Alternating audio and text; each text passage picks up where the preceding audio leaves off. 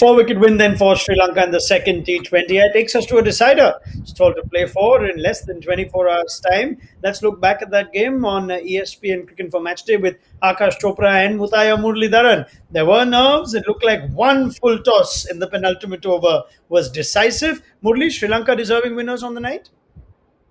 Yeah, definitely, because India was the total was not enough. 132 was not a pass score or whatever because it less.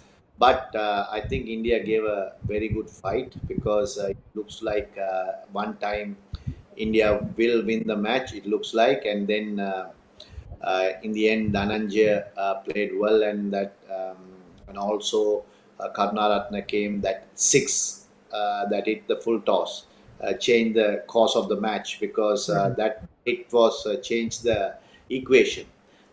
So if you had about 14, 15 runs in a last over, it would have been difficult for Sri Lanka. So I think generally, if you take because India was depleted by the COVID because they couldn't play, many batsmen could because they played with five batsmen. It was too short for a T20 tournament. Five batsmen you are playing with, and no all rounders at all, and that made them very difficult to set a total like a decent total for Sri Lanka. So bowling wise, they had decent bowlers and. Maybe thinking that five bowlers only they use because they didn't use the main fast bowler even because wicket was a little bit slower side and it's spinning. So I think right way he did it, but still, end of the day, it's a winning note for Sri Lanka because they needed this win for a long time, and hopefully they will carry on. Yeah, I mean, no one's going to go hard at India for losing this one, Akash, surely. But that having been said, if you looked at what Sri Lanka did, bowling eight bowlers, in fact, Navdeep Saini didn't get a ball all innings. You had the off spin of Nitish Rana. It looked like a different game when the spinners were bowling. Could India have done anything, perhaps, to just help their cause in the second innings? Hold on to a couple of catches. Hmm. I think that's what, in the end, might have made the difference. One close call at DRS that should have been taken. That was Kuldeep Yadav's, I think, first delivery itself, Yes. first delivery that he bowled, and then there was a caught behind that India missed. Then Bhuvi dropped the catch of Chetan Sakaria. So you know that when you don't have enough runs on the board, you got to make every chance count, even half chances, and some of them were actually regulation chances. So that is the only thing that they'll be ruining. Even that Navdeep Saini catch, he got injured in the bargain and Yes. didn't bat, or rather batted, but batted for not a lot of runs, and he's gotten himself injured. God knows if India has 11 players tomorrow, fit 11 players to play tomorrow. But then India should have held on to the catches, and that's the only thing that they could have done differently.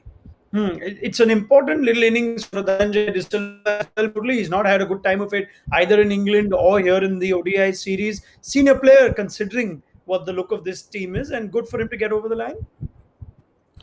Yeah, because it's an important inning for him because he played some important innings, but thing is, a lack of this team is consistency. So they're not performing consistently. That's why they are losing because you have to at least three batsmen consistently score runs every match. So then definitely they have a good chance of winning matches. So consistently is lacking on them. But people say experience, but I still think this team has played a lot of years, been with the team, lot of players.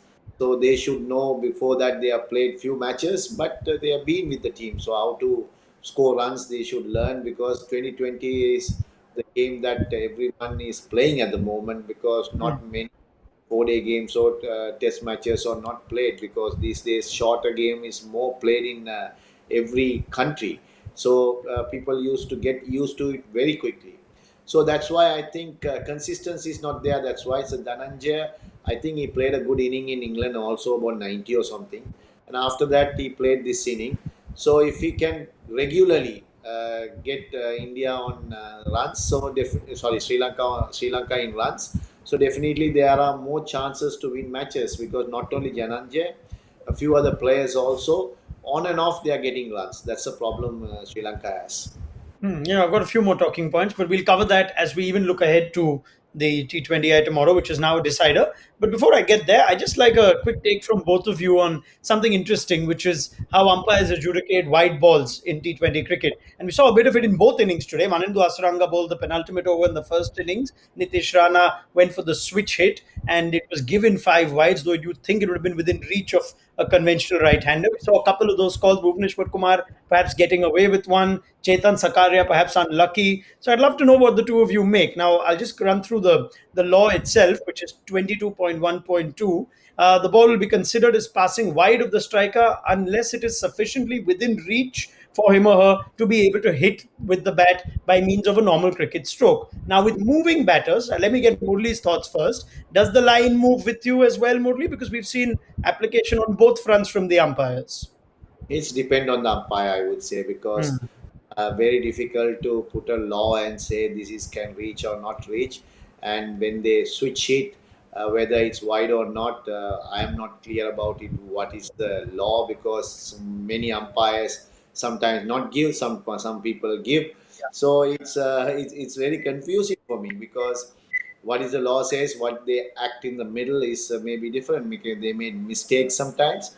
So it's part and parcel of the game, because they are also human. Sometimes they make mistakes, and their judgment, we can't expect every time to be Hmm. accurate, because there are human mistakes, because we also, when you're playing, we do a lot of mistakes. So nobody can say the umpires won't do mistakes. They are not robots. So that's why you have a third umpire to help him. So I think this we have to take it in the chin and say it's part and parcel of the game, and just move on. Yeah, it's a big man's view, what Murli said. But what he also points out, Akash, is that we're seeing some umpires go with the bowler, and some umpires who follow that wide line as gospel. Thoughts on today? See, ideally, when we are talking about laws and umpiring, of course, our game is very unique. Only game that has an umpire and not a referee. But what you actually are looking for is just consistency. See, I think the line moves when the batsman moves. It ought to move. If it doesn't, then it doesn't make sense, because then you are taking everything away from the bowler. If it's a switch hit, for example, a right-hander turns and becomes a left-hander, then he should be treated as actually as a left-hander. In fact, give something more to the bowlers where both sides are. Now he could actually beat him on both sides, and still it's not a wide, because you've actually switched and the field has still stays the same. But I do get where you're coming from, Ronak, and a lot of Indians might just be feeling like a slightly hard done by. But then Hmm. what you mentioned at the start, Bhuvneshwar Kumar's wide should have been given a wide. It wasn't, and now Sakaria's wide didn't look like a wide, but it was given a wide. So what ended and the like, what happened in the end is that it just evened out itself. But still, the question is, because lack of consistency. If you can get consistency somehow, yes, I know there are different umpires at both ends, and there are multiple umpires across the globe. You will not have consistency, 100% consistency, but as close as you can get will just resolve the issue. And it just have one rule basically. Of course, human Hmm. element will always be there. All right. Well, as it turns out, I love Akash's idea of throwing it open on both sides. Give the bowlers more. What happens with the LBW rule then? Are you going to keep it open both ways for the batter as well?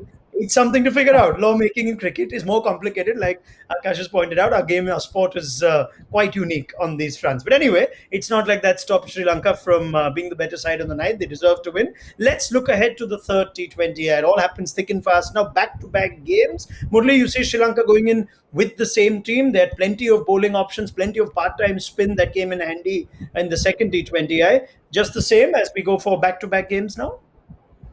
I still think they are one batsman short. Hmm. I feel like that, because too many all rounders. So I think number six position. Now five batsmen only they played. I think the sixth batsman should come. That's my feeling, because maybe I'm wrong, because I'm not a selector in the team, because I just feel like that. So better to have a top order batsman, and the all rounders can come back and do their job. That's what I feel. And also maybe they might keep it as a, if they, I don't mind keeping as a winning team, because they have won hardly, and Hmm. the feeling is something different. and you go with the flow, and keep the winning team. So that's the only thing I will say. You go with the winning team and see. And also, uh, it's about but when you talk about these wides and this and everything, we have to make sure that game goes on, because many umpires have different views, and sometimes they make mistakes. So we can't grumble on mistakes and say this is what we meant, because match is won. I purely think what Akash is right. India lost by fielding because their ground fielding Hmm. was not good. They missed so many fours and catches, and they gave the game to Sri Lanka because of the lack of fielding. And also tomorrow's game, if the same team, other team is not coming, same team, but it's you get more tired. If you Yeah. do more mistakes, you might lose the game as well, because fielding is more important in T20 than any other aspect of it, because that will help the bowlers. So I think today India lost not because of anything else, because of their fielding. Yeah, fair point. Akash, if Navdeep Saini is ruled out for this third T20I, good luck to Rahul Dravid for finding a replacement. We know that the net bowlers have been added to the main squad if they'd like to pick from that, but that doesn't solve the problem. India need a batter.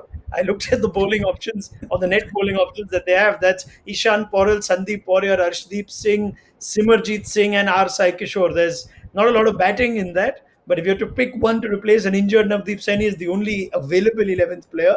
Does Sai Kishore get the nod on virtue of just being another spin? Yeah, that's what I was thinking, Sai Kishore. But you know what? You won't need that extra bowler. So these five bowlers should do the job. They've done the job today. They will do the job tomorrow as well. And T20 game. Let's if you were to break it down, and that's what Rahul Dravid will be doing right now. That 9 out of 10 T20 games, if the top three bat well, then you don't need number 6, 7, 8. You can get away with it. So you got to back yourself that you have whatever 4 or 5 batters. You still have those, right? So instead of thinking about what you don't have, focus on what you have, and then move from there. And there is no reason. 130 to 135, it came so close. If you added another 10, 15 runs, you can still scuttle this team down, because Sri Lanka hasn't been batting greatly, and the guys who are in form are not finishing games off, whether it's Dhananjay De Silva or Avishka Fernando. We've seen that happening very often, and Asalanka is not even playing. So when you're looking at a team which is trying to stitch together a win, a performance, a joint kind of performance, collective performance, you need to just back yourself and say, okay, we've got 4 or 5 batters. You've got a Shikhar Dhawan, bat the quota of 20 overs. You've got Sanju Samson. You should be getting close to 145, 150, and that might just be enough on the decider. All right, we'll see if that is the case. Where this young Indian batting lineup has to bat first again. If they do, they can probably put on just a few more. It's been that sort of T20 cricket. 140 is competitive. 160 was competitive in the first game. Let's see how much is needed in the third and the decider. Thank you, Akash Chopra, Mutai Muralidaran. Quick turnaround. We'll see you guys again in less than a day's time. Like I said, for the third and deciding T20 International, the final game of this tour, this limited overs tour that India have taken to Sri Lanka. So do join us at 7:30 p.m. tomorrow. Bye bye.